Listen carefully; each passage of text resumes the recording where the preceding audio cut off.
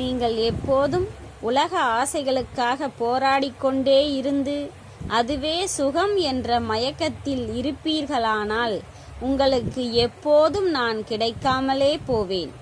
உலக இன்பங்களின்பால் அதிக அளவு ஆசை கொண்டு விளங்கினால் என் நற்போதனையை எப்போது நீங்கள் அறிந்து கொள்வீர்கள்?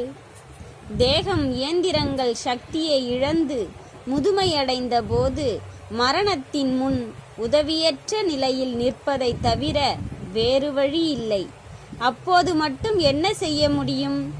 மீண்டும் பிறப்பது, துக்கப்படுவதுதான். அந்த அவல நிலையிலிருந்து உங்களை காப்பாற்ற பல வழிகளிலும் நான் முயற்சி செய்கிறேன். இருப்பினும் யாரும் என் சொற்களை கேட்பதில்லை. தேவையான போது மட்டும் அழைத்தால் அல்லாஹ் வருவாரா? இன்றைய நாள், இந்த நிமிடம் உங்கள் கையில் இருக்கிறது.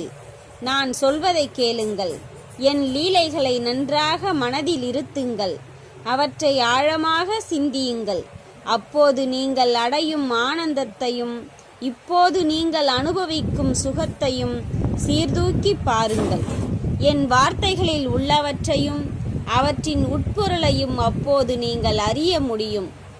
என் நினைப்பை மிஞ்சிய பரமானந்தம் என்ன இருக்க முடியும்? எங்கே இருக்கும்? நீங்கள் செய்யும் தொழிலுக்கு என் நினைவு தடையாக இருக்காது. உங்களுக்கு எவ்வளவோ உதவியாக இருக்கும். நான் உங்களுக்கு உதவி செய்பவனாகவே இருப்பேன். நாளை உண்டு என்ற மயக்கம் வேண்டாம். என் வார்த்தைகளின் மீது நம்பிக்கை வை. அல்லாஹ் மாலை. ஓம் சாய்ராம்.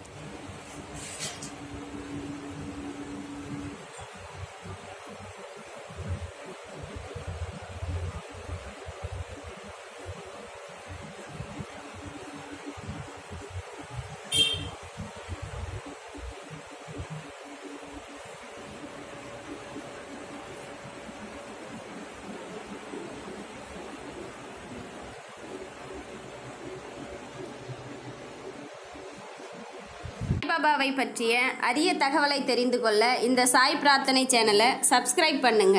பக்கத்தில் வரும் பெல் பட்டனை கிளிக் பண்ணுங்க. உங்கள் நண்பர்களுக்கு ஷேர் பண்ணுங்க.